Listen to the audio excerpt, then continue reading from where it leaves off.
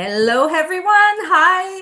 I just turned on my chat, so I'm seeing already people coming in. Welcome, everyone, to Time for Life. I am joined today by, I called you KR, but I don't know your first name. My first KR name's Byers. Kenyon. Yeah. What's that? Uh, my first name's Kenyon, but you can call me KR, whatever. You can Okay. call me whatever. Well, so I'm really glad you accepted to be on this podcast.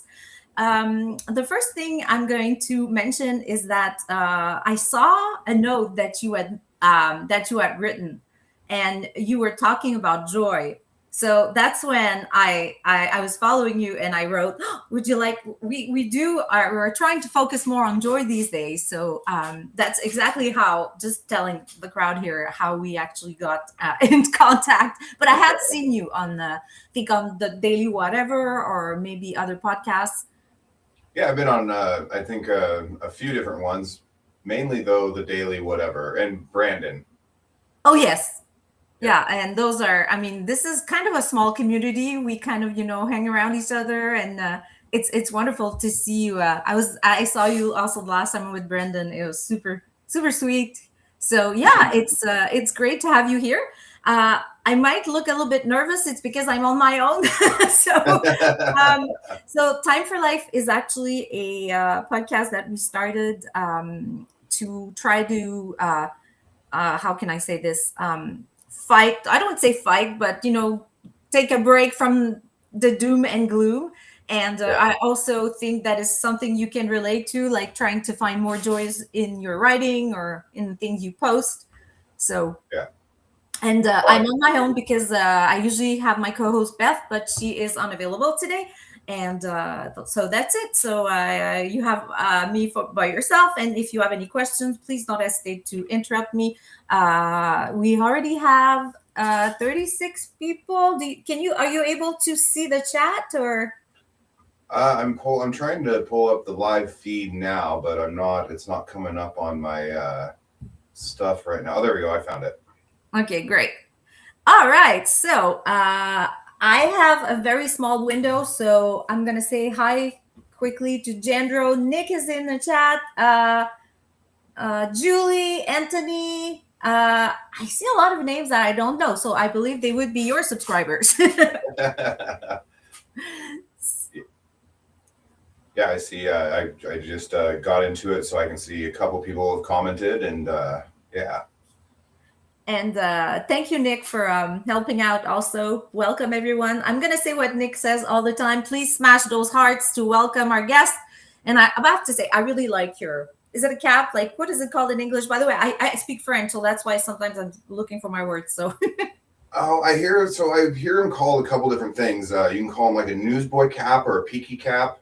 oh, Uh, Peaky Blinders. yeah, I think I heard. I don't know if it's the same thing, but I think someone called it a bowler's cap one time, but I'm not sure that's the same thing. Hmm. I really like it. It's Oh, really thank you. neat. Thank you. So, well, the first thing I'm going to ask you is actually tell us about yourself a little.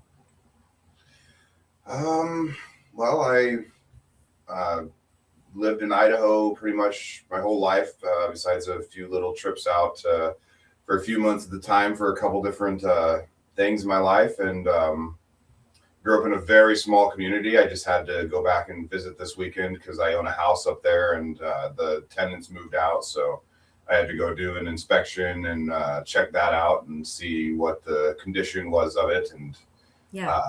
have to work on making some decisions on that. And I've done physical labor most of my life. I started horse logging with my family when I was 9 years old. And so I still, yeah, I actually am going to get back into doing some more physical labor on the side to add to content. I can talk about that later. I have 4 kids, my lovely partner, who's here upstairs right now. And her name's Kimberly. She pops in sometimes into the feeds and stuff. Oh, yep, she's here. Hi, honey. And yeah, so I don't know what else to say really. Well, it's a good start. It's a good start Yeah. because I didn't know. I knew you were in the States, but I wasn't sure which one it was. And honestly, this is what I find so fascinating about Substack, because I am in Quebec, in the province of Quebec, Canada. So can you imagine? It's like across the borders. We're just, discussing, Yeah. connecting on different levels. And I remember when I wrote to you, I asked you the first question after we've asked our guests to please tell us about themselves is, well, what brings you joy? And you wrote to me, it is spending time with my 4 kids. So this is now you have to explain to me now. The title of our episode is called Sticky Fingers.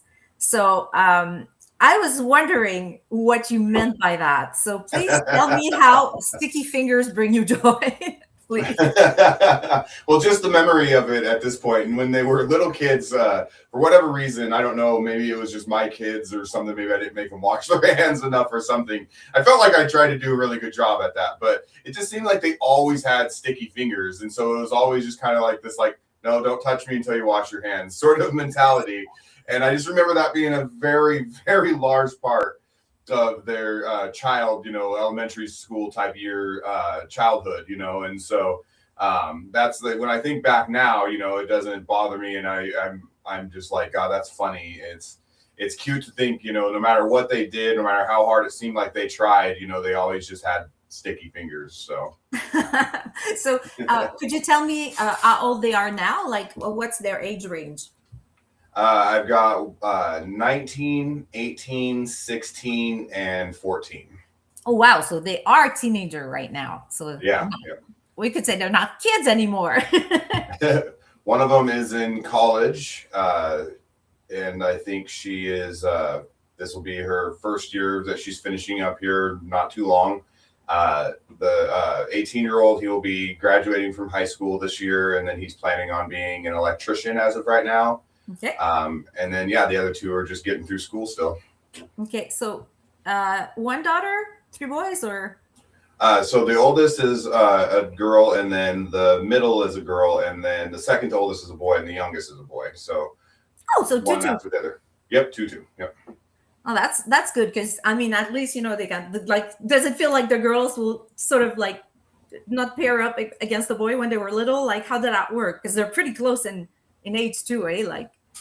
Yeah. Oh, yeah. They would all kind of pair up against each other at different times, though. You would have, the oldest two would pair up against, the younger two, or the girl would pair up with the boy. I mean, they never really had like a set clique that they, wanted to hang out with, so to speak. But they definitely would pair off to, I guess, for lack of a better term, bully the other two or whatever. And it was never the people that you thought it was. My younger daughter is like incredibly brilliant and very outspoken and loud like her dad. And so she could kind of curve the emotions and feel, she changed the playing field to match her version of the game often. So. She changed what? Sorry, you've got to explain it to me, because I'm not sure I got that. Oh, so like if you had like everybody was not in the, if everybody was feeling things that she wasn't in the mood to feel, she would change it to feel the way she wanted things to be, Wow, so you could say she's a leader. Yeah, or at least something. She's good at getting people to notice that she's feeling something. Oh, so very expressive. Yes, very expressive. Knowing, and I do have also a teenager who's graduating this year, so that's a big deal. It is. And I absolutely love children, so I can imagine when you have 4, it's usually because you want more than one. So no, I'm asking, like, what was it that like made you say, hey, I just want a big family? Well, I always wanted, so like I grew up, I was not like trying to be like down in the dumps or anything, but I grew up a very lonely child. So I kind of always wanted a big family because I just wanted to, I guess when I was little, I didn't want to be lonely. So I figured, I'll have 1 million kids and then I'll never be lonely again. But then as life like happened, it more just happened. It wasn't anything that was necessarily planned or preemptively thought about. It just sort of occurred. And so here we are. But I have to say, it takes a lot of your time. Well, unfortunately, I wasn't able to have more than one, but I wished I could have had many. So I want you to tell me what it's like having like four almost, I don't want to say toddlers, but they're pretty much all like going around the house, like, trying to open all the cupboards and like. So both me and my partner, Kimberly, we both worked in different daycares. Oh, wow. When our kids were younger too. So it was oftentimes for most of the days, it was we would have multiple kids. Like I mean, I remember for a lot of years when my kids were little, there would be a dozen other children around most of the time. So did you like have a daycare at home? Is that with your kids at the same time? Well, she worked for a place that had an actual like full blown facility. It was a pretty fancy place. And then I worked in an in-home daycare that was family owned and stuff. Okay. So two different styles and everything. But yeah, we were both in childcare in that regard. And yeah, I mean, it's interesting. Kids are they're a lot of work, but there's something satisfying about getting to watch kids grow up. Getting to see them from, being very little, and when you get to be in their lives, even if they're not your kids, from little to, young adults, they go from crying and needing you for absolutely everything to all of a sudden being able to have full blown conversations and discuss, real world topics and events. And, wow. My couple of my kids, now talk about politics here and there. And so it's interesting to see how, they have their own opinions, regardless of the different opinions their parents have had over the years. They have their own opinions and own feelings on topics, and so it's just cool. It's you help create this little existence, and then the existence goes on to create its own life. It's fascinating, really. I agree with you. I always say that every single human is a little universe in itself. So can you imagine when you create four? I mean, I just find having one, my daughter is fascinating. She tells me things, and sometimes I'm like, oh, I've told her this before, like 2 or 3 years. She still remembers that. And then she'll get something. I'm like, where did you hear that? So it's always like, so what was it about? I'm saying small kids, but I don't know why I'm focusing. I guess it's the sticky fingers. Yeah. But what is it that you find that brings you the most joy about spending time with either all of them or every single one of them at a different time on their own? So when you get to spend one-on-one time with your kids, which these days I don't get to spend enough of it, they're all getting older and, have their own things, but you get to, learn more about them and see who they really are, without, their siblings around and then putting up a face or a front. And so, but when they're all together, then you get to, it's basically a party, when there's all of us, there's 6 people, and so what we like to do is, and we haven't done it for a while, but is we would set up all of our gaming consoles and computers and stuff in like our living room. And then we would sit there and all of us would play games together. And so that could get entertaining in a lot of different ways. Oh, for sure. I mean, at least you're all, you're not like every single one's in their room on the screen. You're at least like all together, right? Yeah. And I can see that. It's Kimberly, right? Who's in the chat? Hi, Kimberly. Yeah. Thank you for letting us discuss your kids and your family. And she says, I love being a mom. So that is really, really nice to have you with us. And would you say that, because the second thing I would like to add is that also in your Substack, I have seen that you write stories. Mm-hmm. And would you say that when they were little, you used to tell them a lot of stories? Yeah, so that's I would actually practice my storytelling ability. I would make myself just start out a story that I had no idea where it was going to go, and just try to make it, a lesson and something that they had, been dealing with throughout the day. My kids, my oldest boy and my younger daughter, they would fight like cats and dogs sometimes.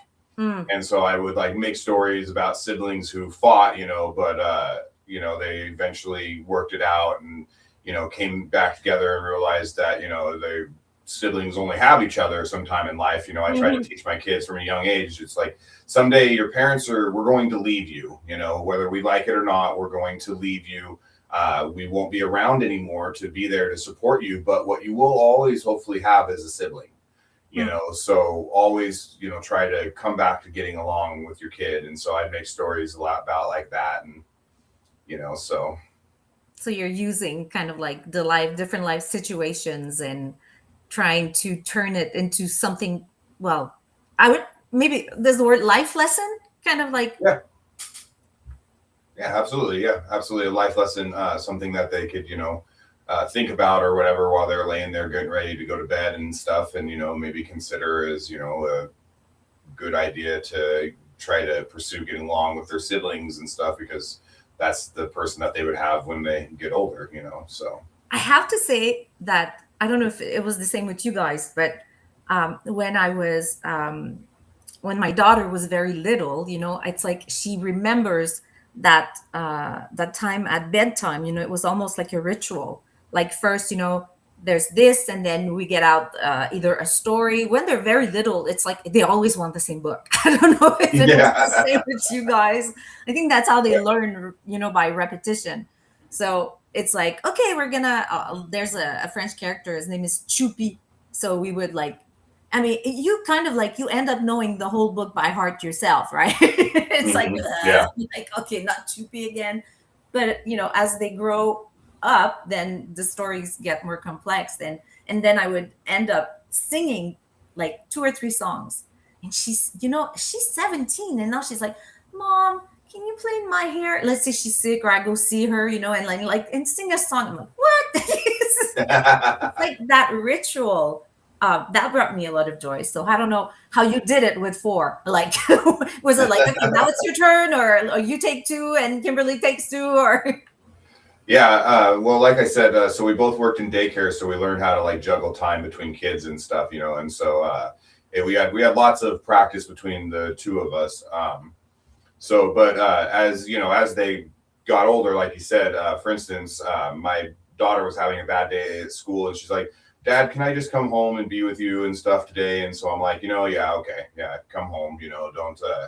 Don't try to don't. I want my kids to know, you should try to push through, the hard days. But if you get to a point where it's too hard and you're just kind of sabotaging your own existence by being there, come home. Take the rest of the day off. You should never push yourself to the extreme point of not being able to function anymore for school or work ever. I don't think that's something we should be teaching kids and people to do. It's bad for us. I believe So, we have a lot of pressure from school, society, institution, whatever. Like depending on yeah. what you watch on TV, the shows will be like um, performance. Like be good at everything you do, and yeah. So Hmm. maybe that's part of like because I do agree. Like you have to, find a balance, especially with kids, because it can really go from to. Yeah, no, it is. And yeah, you're right. With kids, you have to find some kind of balance. It's, I've known quite a few kids that had like helicopter parents, as they call them, Yes. and the kid grew up like basically incapable of functioning alone. But I've also known parents that were helicopter parents, and their kids grew up just fine, and so it's the balance, I think, comes in getting to know the different like personalities of your children and understanding that what one kid needs, the other one isn't. For instance, my oldest boy has always been into fighting. Like he loves to fight. Like he was hardcore into wrestling and fighting. Like when he was a toddler, like he'd run up to like my leg and just start like punching my leg and be like, fight, and like that was what he loved. Now, if I had tried that same thing with my youngest boy, he would have thought he was being abused, because that's not his personality at all, and so it's just, Temporary, like right away, you can see they have it's in their temperament. It's not the same, even if they're born in the same environment. yep, yeah, exactly. You just froze a little there, I think.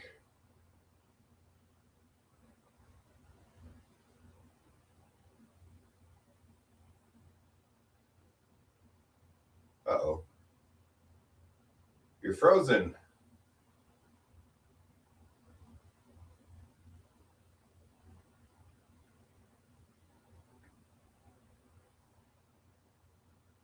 Okay, well, I don't know if anybody can see me or anything, but my my the Soso is she's seems to be frozen a little bit. So let's give her a minute, I guess, to get back. People in the audience, if you have any stories about kids that you would like to tell, go ahead and tell them. And I'm sitting here in the comments, looking at the comments here, and I will acknowledge your story and see what we can do and talk about Elk City logging. Oh, I could talk about horse logging for hours. That's something that's possible. If anybody doesn't know what horse logging is, you use big giant draft horses and you use them to haul out logs. It's more of a natural way of logging instead of using gigantic machinery and doing what's called clear cutting. So that's great. It's I've always found it to be a more,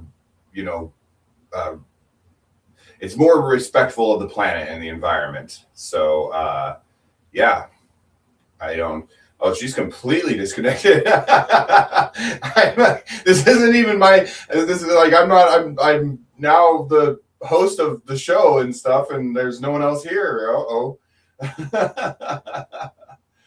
How are we gonna get back into this?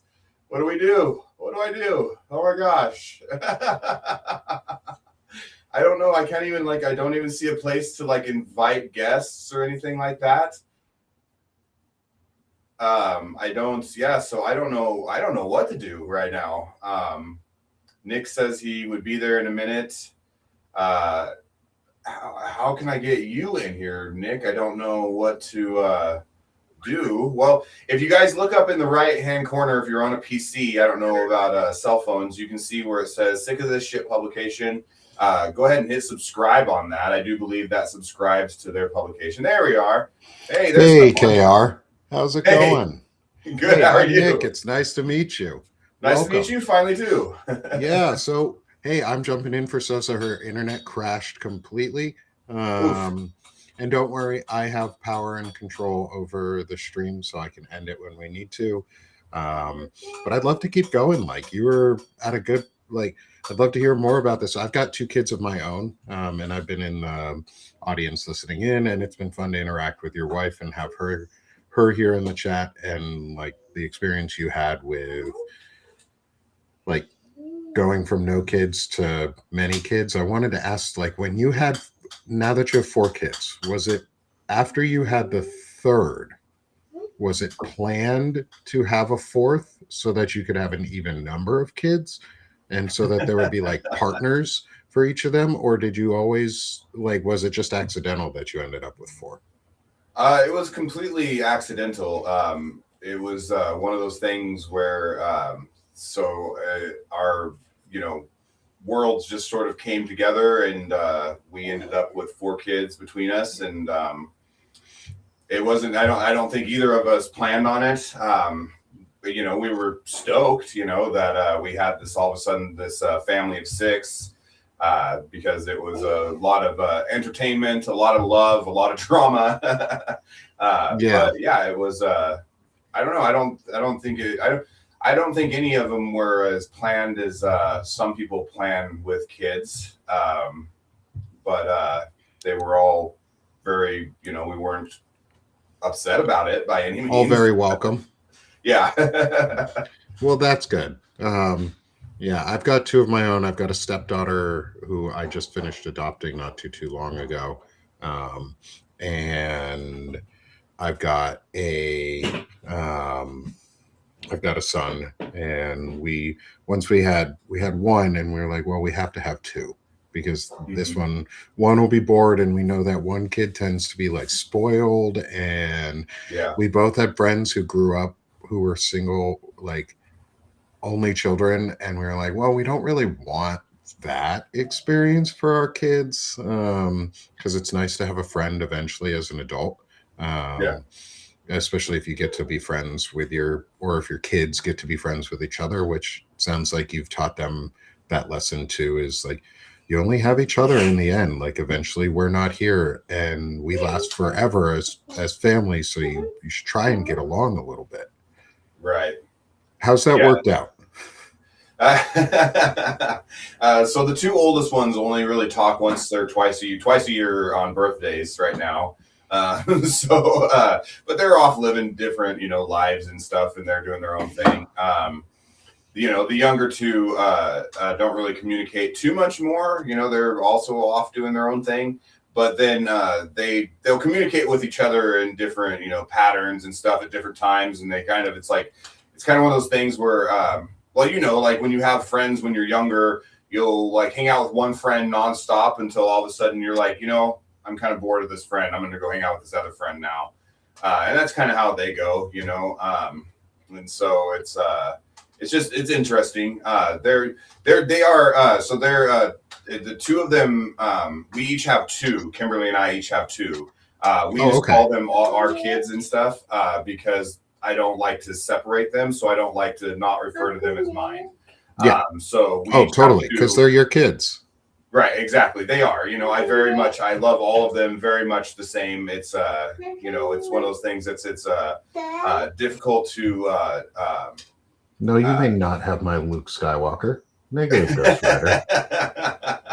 No, sir. That's not a play toy. It should be, right? No, you can't have the Lego ones either. Because they're not play toys, little man. What about those ones? None of them are play toys. No, you can't have my Demon Slayer minis.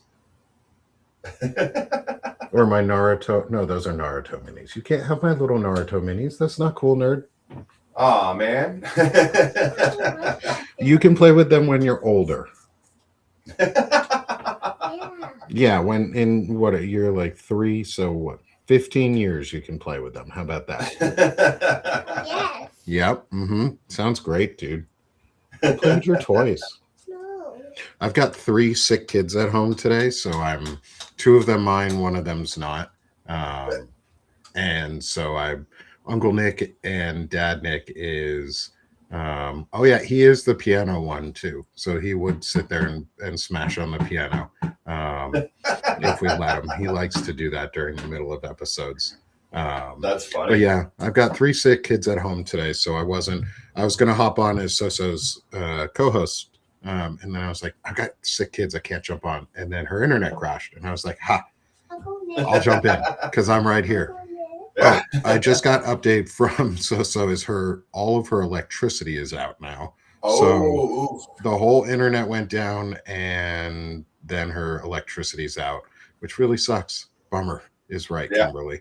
But it's really good to have you on and talk about this experience. I do a lot with masculinity and like discussions around what it means to be an intelligent man and what intelligent masculinity looks like and how you like shape and model that in your life and with kids from either of the two like end spectrums of gender and like social construct around that. Is like, how do you feel about like where your kids are in the world and what you've taught them to express from themselves as they become adults?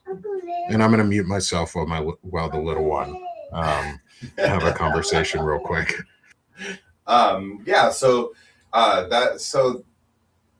Gosh, that's kind of a tough question, but I guess really you teach your kids to have I've always taught my boys to have respect for their mom and stuff, not that I didn't teach my girls to have respect for their mom, but I thought it was important to teach the boys, to be respectful. Girls are almost like automatically a little bit more respectful than boys sometimes. Boys, you kind of have to like teach them, like, hey, it's not okay. One of the major things is it's not okay to fake fight with your mom. I just never really liked that. Soso. And she's back.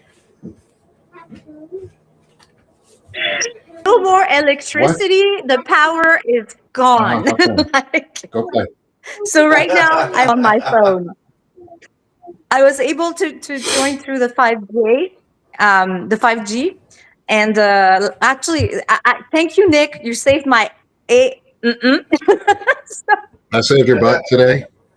We'll be Yeah, you somewhat did. family friendly today with our words and how we talk. You guys tend to be more family friendly than I am on my shows. Like Soso and Beth are always like so nice and polite, and I'm over here just calling people like body parts of manly body parts that are weak and soft, and this is such a different atmosphere than my normal show. I love it.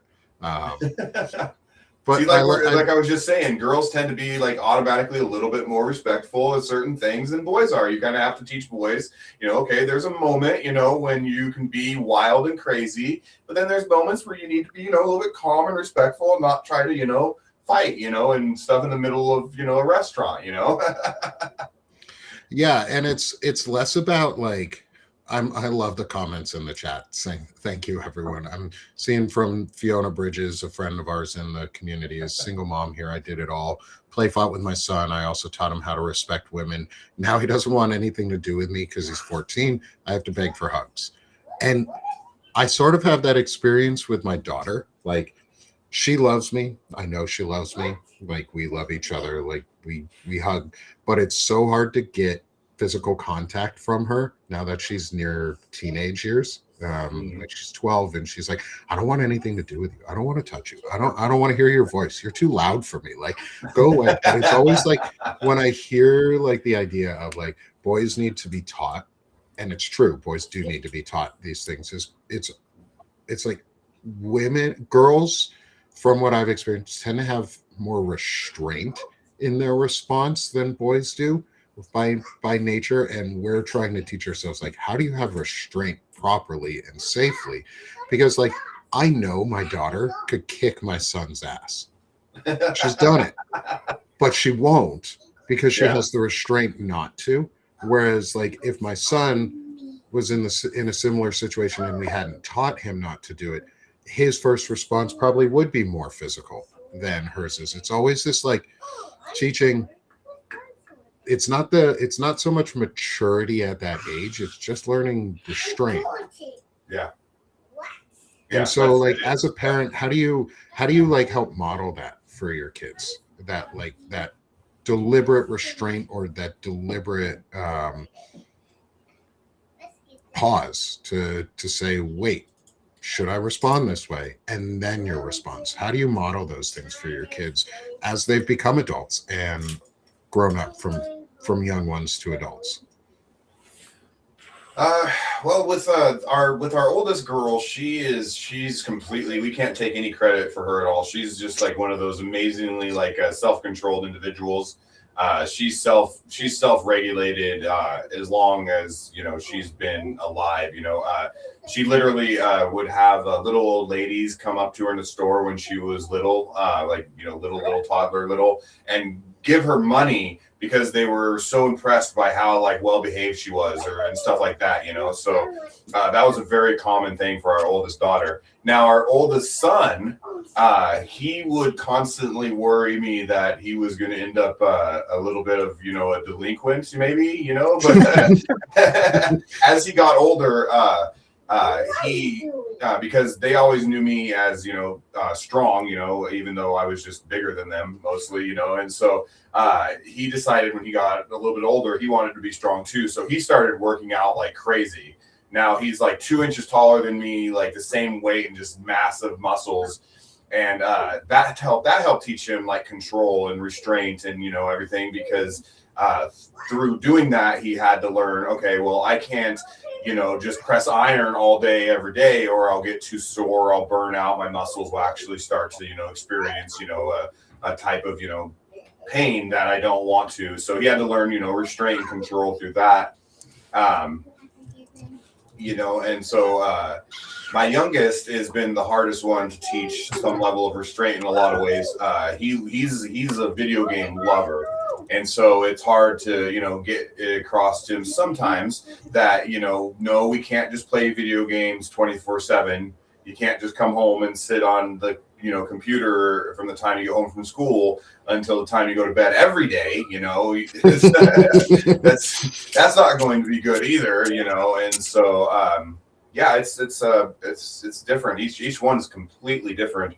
Like I said, the boys seem to have been the harder ones to kind of help guide towards restraint in some way than the girls. The girls, kind of are, like I said, self-regulated. And really quickly, while we're on the topic, because the single mom had mentioned that she was a single parent and fought with her kids. I have no problem with like moms play fighting with their kids or anything. Their mom just didn't like it.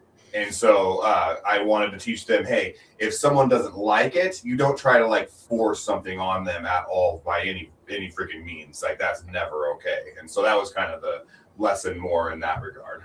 She doesn't like play fighting with them.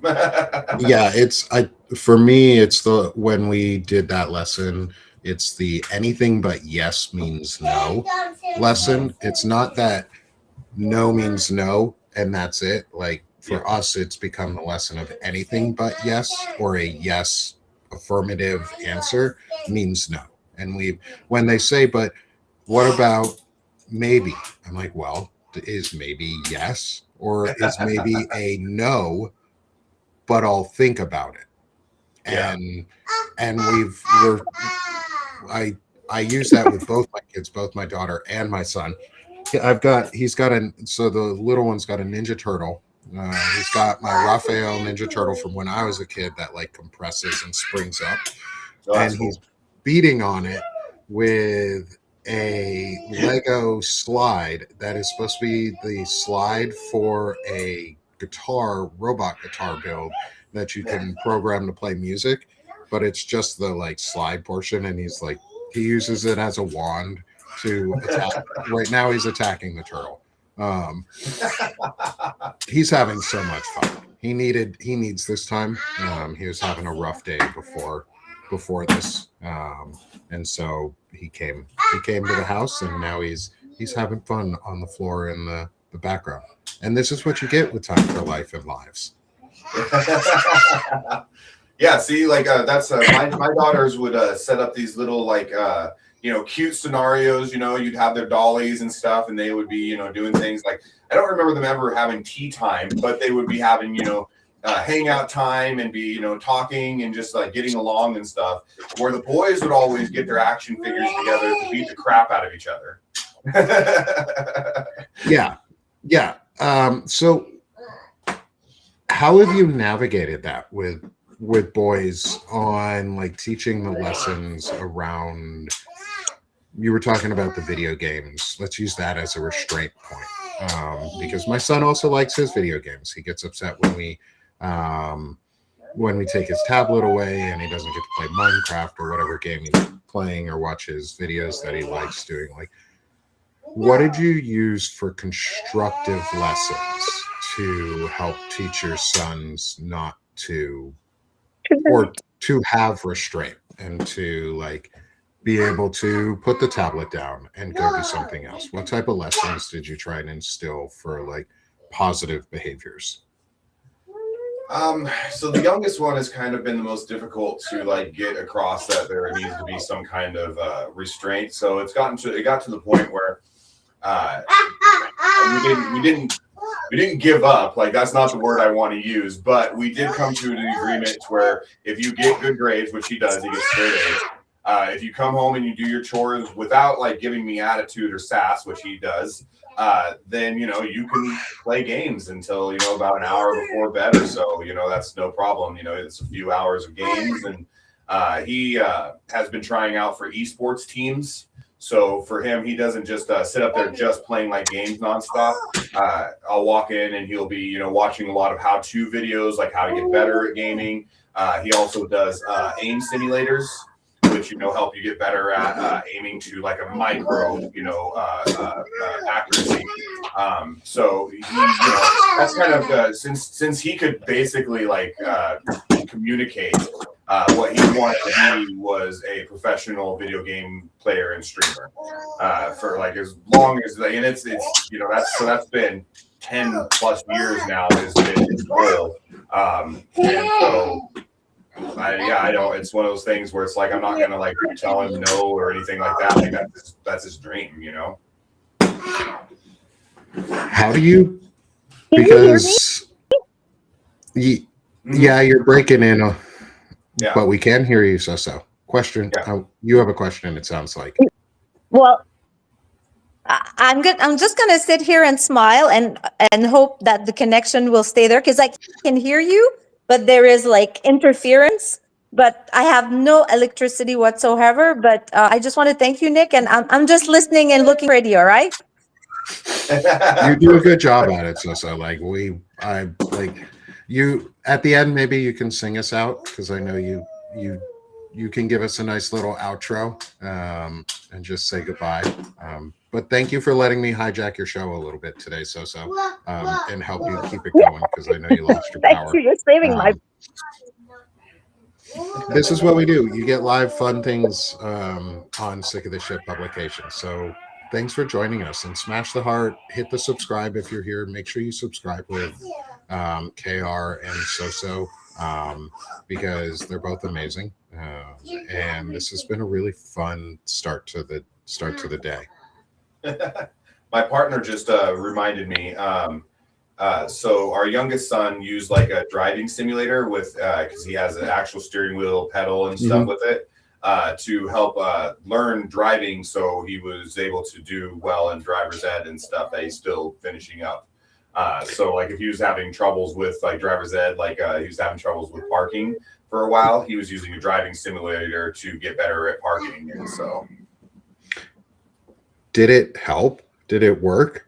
Yeah, he says it did. I mean, he passed the written part of the educational part of the driver's ed.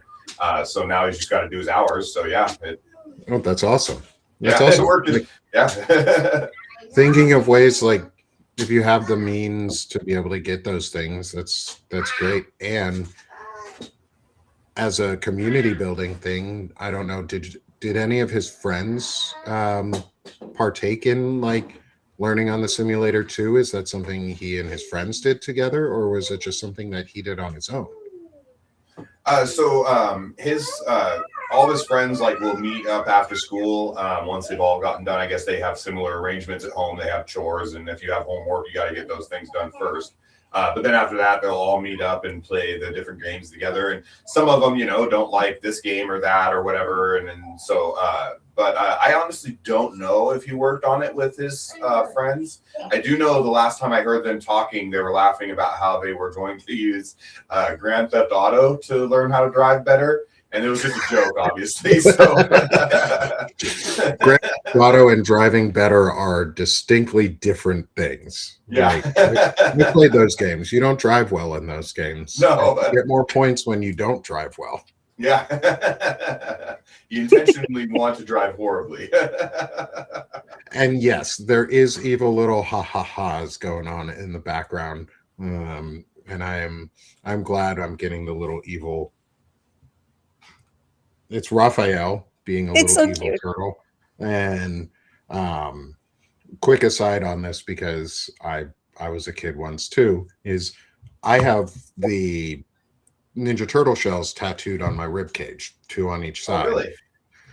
My first words were turtle power when I was a kid. Somebody was saying in the chat, I think Brandon said, we just need to hear a cowabunga come out. And it made me laugh because my first words were turtle power. When I was a child, because my brother, who's 2 years older than me, watched it nonstop when I was a kid. And so I watched Power Rangers and Ninja Turtles and all of those shows, and that's why I actually have that Ninja Turtle. That's mine from my kid, my childhood. And so it's fun getting to see the next generation play with the toys that I played with. Yeah. Did you do that with any of your kids? Did you guys have the opportunity to have like old toys and stuff that you used to play with to give to them? And what did it have any meaning or like feeling significance to you while it was when, like, as you saw them using those? And do you still have those types of toys lying around in case and when you get to be grandparents? Yeah, so actually right here behind me, we've got Palpatine. Nice. So that one's been around since I was a little kid.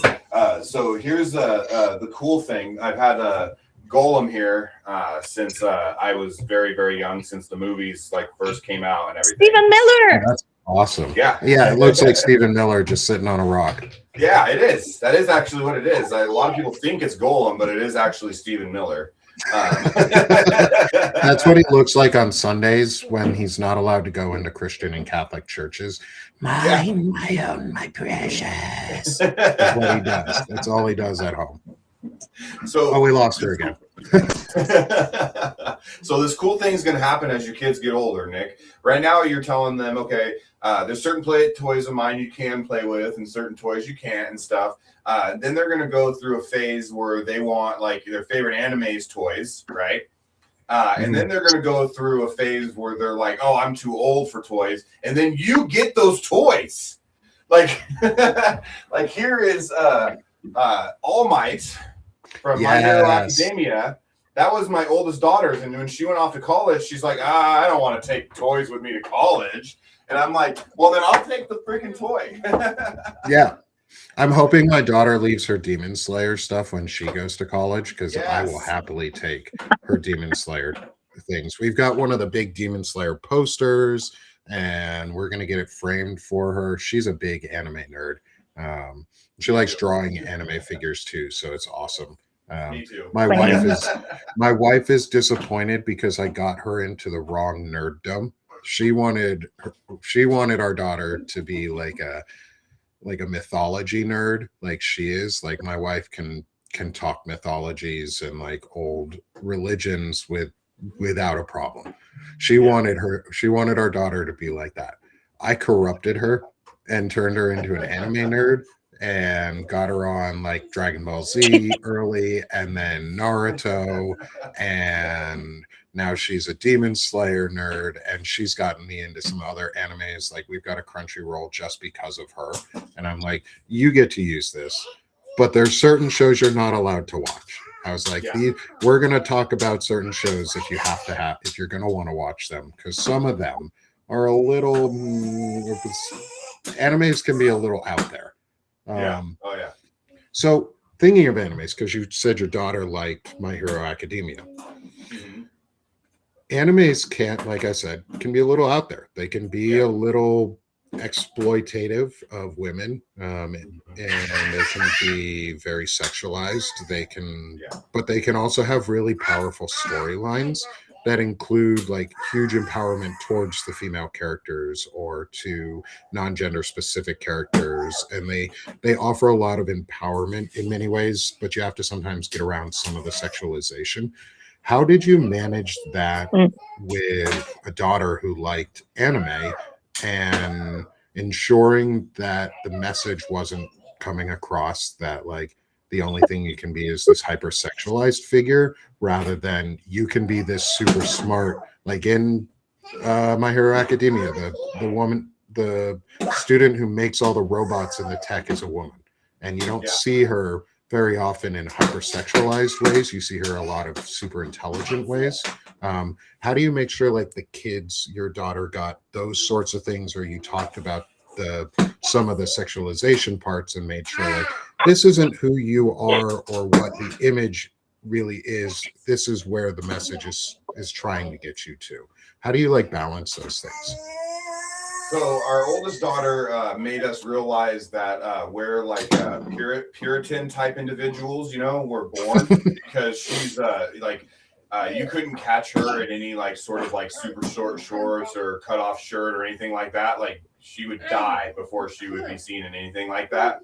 Our younger daughter though is the exact opposite. She's more, I don't know how to like phrase it, but she's more, I guess, comfortable with those types of clothes. And so we didn't really have to explain it too much. Like our older daughter would just kind of like cover her eyes during anything like that, and then our younger daughter just kind of, I don't know, ignored it. But I always did try to teach them, like I would always tell them, oh, you're beautiful, because girls will always, my girls at least, they would like brush their hair and be like, do I look beautiful, daddy? And I'd be like, you look beautiful and smart, and stuff. And I would always try to tell them, that you could be, anything you want to be. You don't have to just be pretty. You can also be clever, creative, imaginative and kind and all these other things. And so, I don't know if we did a perfect job at it, honestly. Like, you kind of, have to wait until they're adults and live their own lives to see how good of a job you did at raising your kids, But I think they're confident in their own ways, and they have an understanding of how things are, and they both of them have very different, desires that they want to do with their life, and they're both, educated desires. One of them wants to be an anesthesiologist, and the other one wants to be a psychiatrist, but a criminal behavior psychiatrist. Oh, that's cool. And so, yeah, honestly, I think it's it's one of those things. Again, it's the individual. If I had a daughter that had asked about it more so, then and they may have, and I don't remember, then I would have explained, that these things are part of the media sometimes, and it doesn't define you at all as a person, and you don't have to be this way or that way, and so. Yeah, I don't know. I don't know if that answers the question or whatever. But no, it does. It also brings up, I'm gonna invite you on here sometime soon. I'll reach out to you later, is to come on for one of the intelligent masculinity discussions and have a full interview with you there around it, because I think you would be a perfect example to discuss your experiences of manhood, how you grew into who you are, how you passed it on to your children and your next generation, where you think maybe you could have done better, things like that, but where also you succeed. Because it's a lot about how do we as men better ourselves. In a lot of ways right now, unfortunately, men are the problem. We are causing a lot of the problems. Men who look like us specifically are a big part of the problem.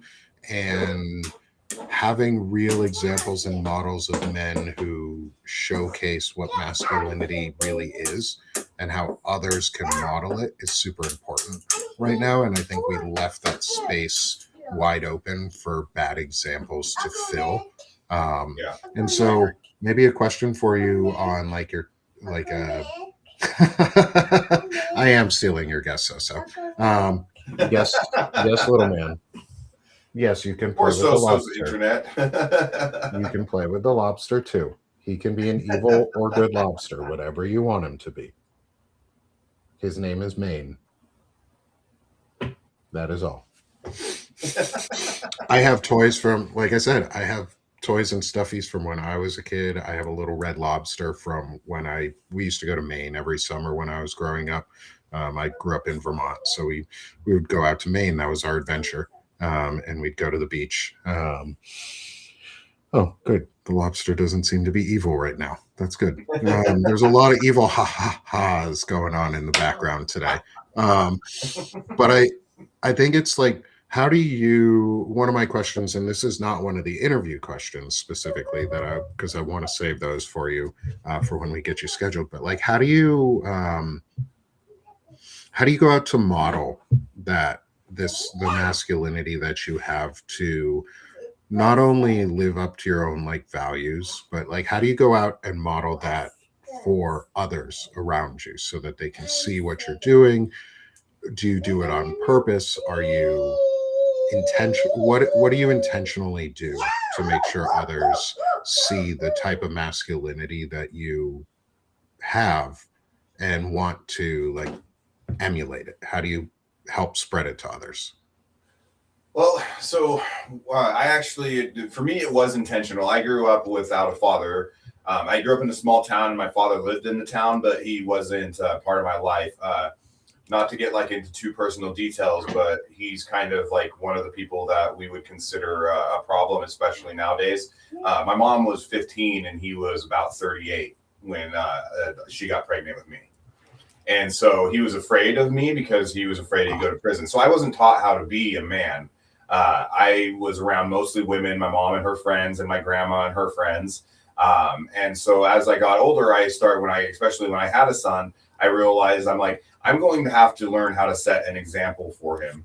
So it actually forced me to come to acceptance of who I am. And part of that was like wearing, like, I know it seems silly, but wearing like pink and purples and stuff and being comfortable with that. So he could see, you know, okay, my dad is comfortable with this side of himself that likes pretty things. And, you know, I'm a person, I will wear, you know, makeup and stuff, you know, and stuff like that. And also I worked, like I said, I worked construction since I was 9 years old, or physical labor since I was 9 years old. So I've always been, you know, a little bit stronger than like the average guy my size and stuff, because I had to be, you know, for work. And so I'm also a hard worker, you know, physical labor. I get in there, I get my hands dirty, but I'll do it wearing makeup and a pink pretty shirt. You know what I mean?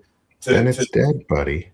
To teach them that, you know, masculinity isn't something that fits in with this confine of, oh, you're not a real man if you don't walk around with a grumpy face all day, you know, because that's kind of like what I grew up around. The guys that I did know growing up, they were like, if you aren't, you know, 100% into just hunting and fishing and, you know, drinking beer every weekend, then you're not a real fucking man, you know, pardon my language. But that I hated that. I hated that mentality. I still hate that mentality because in my perspective, like, you're a real man if you work to be better always. Like, that's my definition of a real man, you know? I love that. That's one of the things that I found too, is like, it's the drive for growth. Yes, little buddy. Can I go in Owen's room? No, you can't go in his room. That's not cool. No, he's sick too, bro. He's sick. You gotta leave him alone. You gotta play with Raphael and make him evil again. Have him run around the room. We'll pull out the snake later too. How about that? We'll say hi to the snake. I have a pet snake. So he likes to see the snake. He doesn't quite understand it, the little one. Because he wants it to be like a dog where they have like emotions and feelings, but they don't. They're just instinctual. So, but yes, you can turn that on here soon. You can turn on the piano soon, buddy, and you can play that too. I know you're bored. I'm not bored. Oh, you're not bored? Oh, okay. Oh, okay. Let me finish up, okay, buddy? I miss mine being little so much, man. Like, I love them growing up and stuff, but they're so fun when they're little. They're just entertaining nonstop. They are. There's a lot of fun when they're this age. Like, one of the things I do make sure that I do is intentional play on things like Legos. Yes, dude. What's up, man? Can I turn on the piano? Yeah, you can turn on the piano. Keep it low. Don't turn it all the way up, little boy. Uh-huh. Yep. He likes to go from 0 to 100. There's no middle ground on the slider, apparently, for the piano. So it turns on and it goes really, really loud. Hey, don't be pressing all the buttons. Yeah, I know you can't hear it. You have the 1 second. Okay. There. Leave it alone now. Play the piano. There. I'll get them set up so it actually makes some sound. Yeah, I miss mine when they were at that age because, like, there's certain things we used to do that we can't do anymore. And you were talking about, like, routines and stuff with Soso, with what you did with your kids. And I'm really happy that I get to keep some of the routine that I have with my kids. Like, my son hasn't lost one of his bedtime routines that we've established. Like, he gets 6 kisses a night from me, and it's just like this quick, like, back and forth where we'll each give a cheek kiss 6 times, and that's his way of, like, okay, I'm ready for bed, I'm getting to sleep. And I love keeping that, but I miss other the other aspects of the little pieces. And so I guess my final question, because we're right at the top of the hour here, before I let you promote yourself, is like, what do you do to keep some of those treasures still alive and some of those memories still alive with your kids? Do they still want some of those things that you like, those nighttime routines or things? Have they grown up in the routine? Like, have they kept that, but has it evolved as they've gotten older? And how do you keep some of those routines? So the only like part of the routines that we have left is saying "I love you" before you go to bed at this point, because they're all one of them doesn't live at home anymore at all, and so and the other ones are old enough to where they're like, what do you mean? Like, if I tried to like all of a sudden walk up and start, my oldest son has like facial hair at this point, and so if I just started walking up and start trying to kiss me, he'd be like, "Dad, bro, what are you doing, Dad?" Like, no matter, even if I was like, "You're my son, give me a kiss," then it would turn into a wrestling match. So yeah, it's the "I love yous" are kind of like, I guess, the remnants of the routines. It reminds us that they were little once, and the "I love yous" would be like, they'd have to say "I love you" 80 times before they went to bed, and stuff like you're saying, like the 60 kisses and stuff. My daughter, when my younger daughter, when she was younger, she would want to try to all of a sudden start like having conversations right before she went to bed. And she actually, even though she'll be 17 in November, she still is actually like that. Like, all of a sudden, like, I'm exhausted, I'm getting up, I'm getting ready to go to bed, and now she wants to have a conversation, and so, but other than that, like, we have a lot of pictures and videos to keep it alive and keep the memories alive and stuff. And so that's been nice because memories fade and stuff, but luckily videos don't. Yeah, having those images is important. I guess one other question: were you intentional about taking photographs of your wife and when the kids were newer born and like younger? Was that something you intentionally tried to do to make sure there were memories of those? Because I know that often, like, moms aren't always visible in a lot of pictures because they tend to be the ones taking the pictures. Yes. What? Play the piano, nerd. No, you cannot look at the school pictures. They're not for you. Those are my school pictures. My son. Yeah, my school pictures. I've captured his soul into the picture. He smiled, so he is stuck in the picture now. This little one was taught very young that, like, it was a joke, is smiling in pictures, they'll steal your soul. So don't smile. And so we try and keep some of these little fun things alive with him as he keeps getting bigger. So sorry about that. No, you're okay. And so as we get to the top of the hour here, too, is one, thank you. Thank you for coming on and joining. Thank you for dealing with the internet outage and being really helpful in staying on and letting me join in and jump in and take over for Soso. So I appreciate it.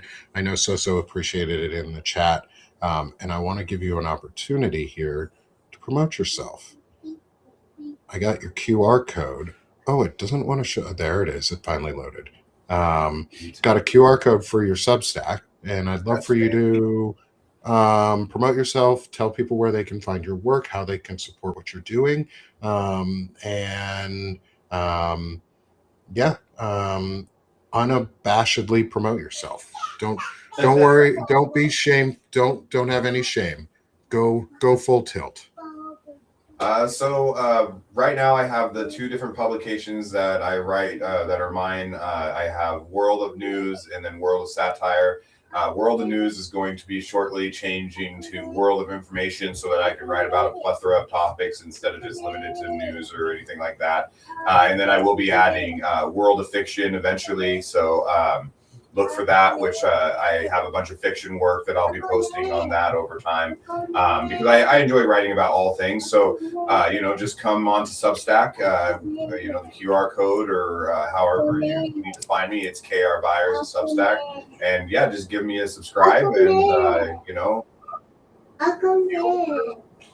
be prepared to have random content pushed at you. I post a lot of positive animal and kid videos these days, because that's what I've kind of aimed for more doing. The reason I'm changing it from world of news to world of information is I don't want to write about like political news anymore.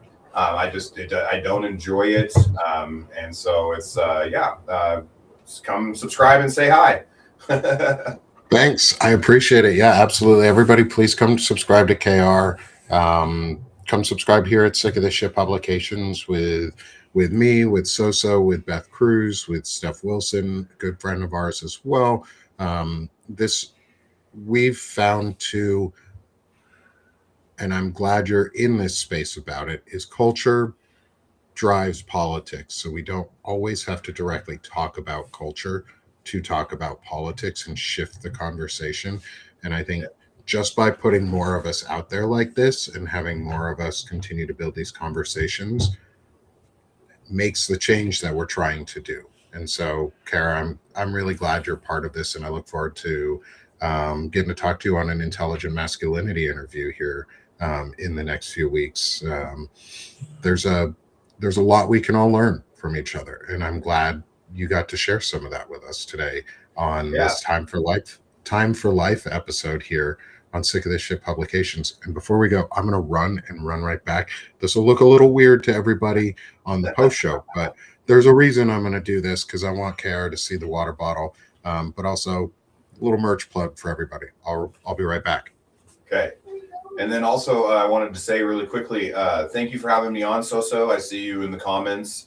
I really appreciate it. Sorry that things went haywire with your electricity and everything. If you want to have me on again and we can do this again, at some point, I would absolutely love to come on. No problem at all with that. Just message me after the show and let me know. So thank you for having me, Soso, and thank you for coming on, Nick, and filling the space when her power failed. I appreciate that. Yeah, and Soso, I'm glad that we got you on and started. Soso will be back next week. And for anyone who's looking for the merch site, just Suck Glass is our new favorite water bottle, our sippy cup 32-ounce water bottle for adults, to remind those not so subtly around them to just suck less. And yes, that's awesome. I love that. I will, Frida, and for anyone in the chat, there is a post. I include the link for the shop as a button at the top of your emails. And if you're a paid subscriber, you get a 5% off on discount for the shop when you go through that button in the emails. It'll apply it automatically to your cart, so you don't even have to worry about the coupon. Or you can visit shop.sickofthisshitpublications.com. And I'll include, as always, in the footers, there's a link you can go to within the body of the post show notes. So I will make sure that those are in there for y'all. Thanks to everyone who's here and supporting. I appreciate everyone for being here for Time for Life on Sick of This Shit Publications. I'm Nick Perro, joined by KR Byers, and we lost our host, Soso, and Soso and Beth will be back next week for another episode of Time for Life. KR, thank you so much for joining today. Thank you. And everyone in the audience, before you go, smash that heart one last time. And if you are here with us live today on Wednesday, the 18th, check me out at 2 p.m. Eastern with Wajahat Ali for an intelligent masculinity discussion. And so I'll see y'all later today. KR, thanks everyone in the audience. Have a great day. Thanks for taking some time for life with us.